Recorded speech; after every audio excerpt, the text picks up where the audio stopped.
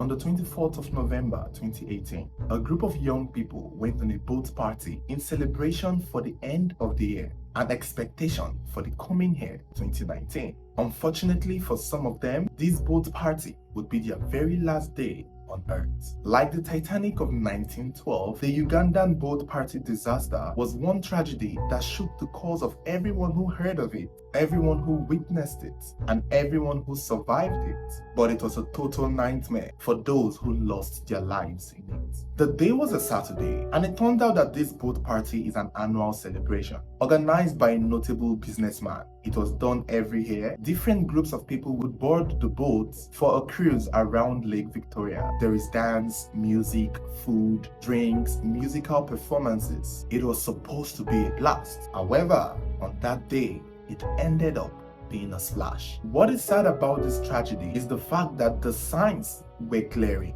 It wasn't as though they hit the iceberg along the way. The occupants of the boats and the people engineering it and the people organizing it had way too many chances, warning them that a disaster was going to happen. But somehow it just didn't click. To them, it didn't seem like anything could have gone wrong, especially if nothing had gone wrong in the past.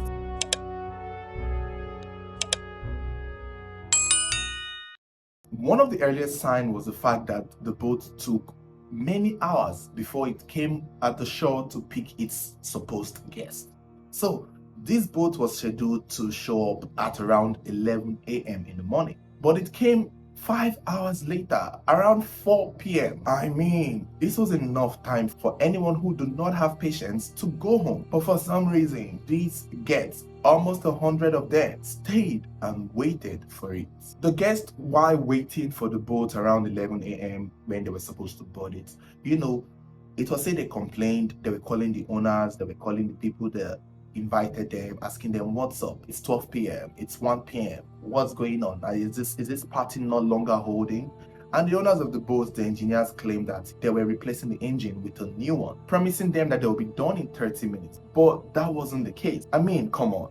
If the boat wasting time was not enough red flag, the fact that a boat that was supposed to hold a number of people for a party cruise is having issues with the engines, and it's on that day of the cruise, the exact time that the guests are arriving, that they are trying to replace the engine. Okay, this to me is a second red flag. I mean, if I was to be waiting for a boat at shores and I'm being told that they are fixing the engine or they are replacing it with a new one, I don't think I would trust it. It looks like a heads up, because for you to put a new engine, you would have to test it, which would mean that these passengers going into the boat with this new engine were the test run of this. They were the people that they were testing the engine with. So this was sort of like a risk for these passengers. But I don't think they saw it that way, especially saying that while they were waiting at the beach, the businessmen, the rich people, the notable businessman organizing it showered them with free food, free drinks, free music. So apparently the party started on the shores there before the boat came, and I guess maybe that was why they were able to wait for 5 hours for a boat that was supposed to arrive by 11 a.m.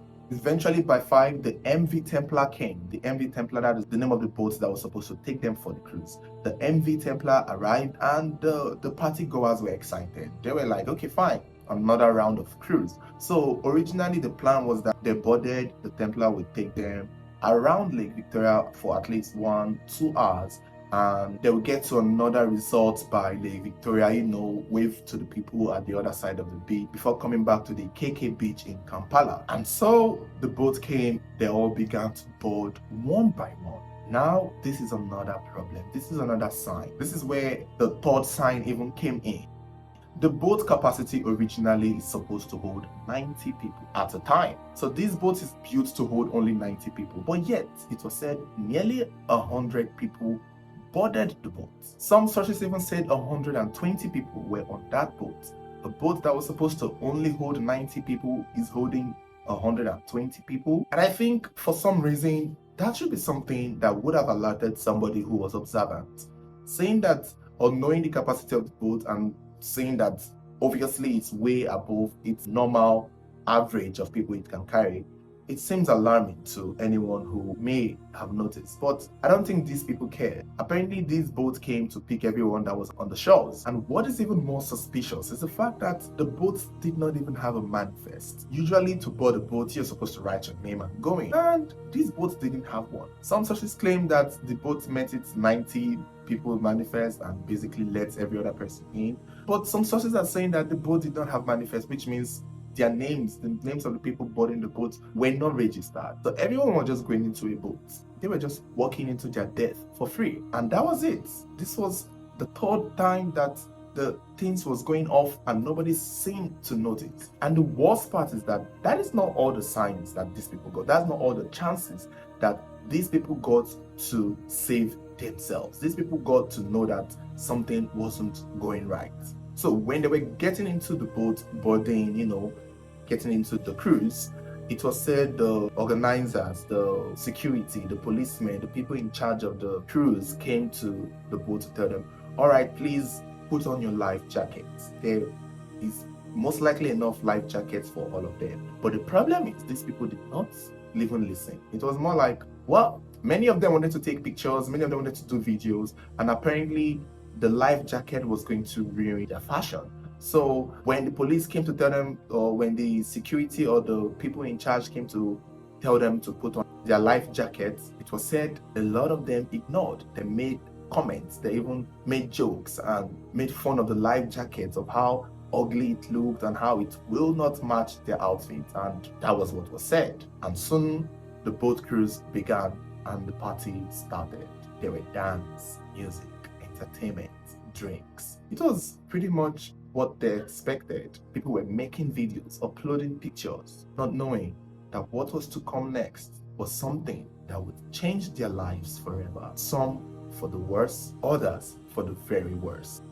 It's just so sad that these people had enough time to have foreseen what could have happened, or at least prevented it in case something would have happened, or at least prepared for it. The life jacket one was even a serious issue because some sources recorded that the security or the police people did not want the boat to go until everyone wore their life jackets. But it was stated that since they were businessmen and there was like a local princess, a local prince, there were relevant people there who, had the power and the influence to bribe these security people whose job it is to keep them safe. That was how many of these 100 young people went into the MV Templar without a life jacket. But what is even funny is that they did have their life jacket with them there in the boat, but they did not put it on.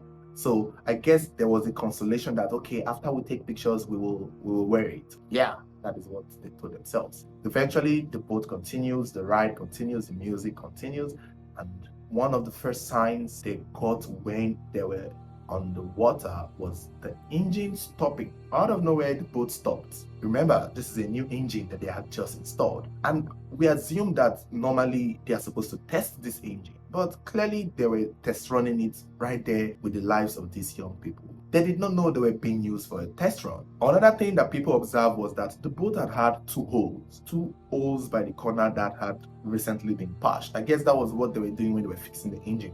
And they had to patch them, and it seemed newly patched. So again, this was something they would have test run to see if the patching was even working. But I guess they were doing it in the process of cruising with these lives of over 100 young people. After the engine stopped the first time, they were able to fix it and it continued. And it was said they were excited. These people weren't even moving. They were distracting themselves with the music. There were performances on the cruise. People were giving choreographies. People were giving shows. It was a boat party. And so many of them would not even have noticed when the boat stopped. They would have thought it was part of the whole cruise. So not many people were focused on it. The party continued after the first time the engine stopped. But what is funny actually is that it was recorded that this engine stopped 3 times. That stopped the first time, it stopped again, and halfway when they were in the middle of Lake Victoria, it stopped for the 3rd time. And this time, the patch that this boat had was fading off and water was coming into the boat. It was at this point that these people should have known that, okay, it's not about to end well. Water is coming into the boat. Some people were saying, bailing water out of the boat. This disaster was happening in real time. And these people had enough time to put on their jackets now. After all, they were with their life jacket, so wear it now. Some of the DJ even had to announce to some people to move to a corner of the boat to balance the boat with their weight, because the water was taking it to one side and the boat was tilting and people were bailing water out. So it was said, the DJ announced, please, some of you move this way, some of you go this way, please put on your jackets. The DJ had stopped the music to give this announcement to these people to prepare, because something bad was about to happen, something very horrible. However, the response that the DJ got was far beyond anything anyone could imagine. They were making fun of him. They laughed at him. They were like, is this the Titanic? Please, this is not the Titanic. What is this? They literally made reference to the Titanic and telling the DJ that this is not Jack and Rose story. Some were making jokes, some laughed. To be fair, the excuse was that these people at the time were drunk. The party had been going on since. They had taken a lot of alcohol. So at the point when this danger was getting serious, these party goers were completely passed out. Some were passed out, some were sleeping, some were off, some were flat drunk. Others who were drunk and still able to talk were the ones making jokes. Those who were sober enough to understand the situation braced themselves. And that was how the boat, from nowhere, all of a sudden flipped over, causing 120 people to fall into the water. This is a big lake. This is not a pond. This is not a small river. This is a lake. Those who could swim were the ones who were able to swim to shores. Those who had their life jackets were able to stay afloat for people to come and rescue them. While those who had neither of these, who could not swim and who did not have their life jackets and who most likely had drank a lot of alcohol, died. It was also said some of the rescue people, some of the people who had gone to rescue the victims, also died in the process. I mean, these were young people, but grown-up men and women who honestly can't imagine swimming with some of them, because it's a whole lot of work. At the initial time, the 24th and 25th of November, it was said the rescue operation lasted for hours before divers began recovering dead bodies. Some of them who were able to still be lucky, it was stated that 27 of them were rescued, while 32 bodies were pulled out of the water. And some sources have claimed not everyone who died were recovered. Some people's dead bodies were never found. Some never floated back to top of the water. Some people had suspected maybe fishes in the ocean had eaten them. And those who were recovered, which is funny because when this disaster happened, they had to go through the manifest to identify who may have been recovered or may have been rescued or may still be out there yet to be found. And that was when they realized that there was no manifest, not one manifest. And that was why some of the survivors ran away. Those who survived, they did not want their names to be published, so they ran away. Those who did not make it, did not make it. So after the incident, it's just sent wave to a lot of people in Uganda. It was a very tragic moment that even cut across the country, and everyone could feel it. Every other country, both in Nigeria, it was all over the news, it was all over the internet. It was a very sad day for the country, and people were trying to understand how could there be so much signs, so many warnings, so many red flags, and yet these people still went in with their head and did not make it. Some people were surprised that the businessman, the rich, the wealthy businessman, the guy who had organized this party, Mr. Fred Kiyimba, also survived. People claimed or alleged that this was a case of money rituals, but it wasn't proven. I mean, this is not the first time he was organizing the boat party. He had done it previously in the past, and I guess people just felt like something wasn't right with him surviving. I don't know why they didn't want him to survive, but he did. He survived, and that was it. Many months after the incident, the effect of this tragedy could still be felt around the Cape Palm beach. That was where it happened. Not many people visited the beach after the incident, but I'm sure by now, in as much as the history or the legacy would still be tainted with this beach, still I'm sure a lot of people must have been over it. And I guess this story or this tragedy would make a lot of people more observant, more open to understanding the situation before diving in first. The Uganda boat party tragedy was a very sad one, and the fact that these people had enough time and enough chance to avoid it but still didn't or something that would most likely make the story even worse than it is. So thank you guys for watching. Don't forget to give this video a thumbs up, like, share your thoughts on how you felt about this story. If you remember the incident, where were you, how did it affect you, and basically just share your thoughts. Don't forget to subscribe if you haven't subscribed. Turn on notification button so should there be any updates, you will be the first to get notified. Thank you guys for watching.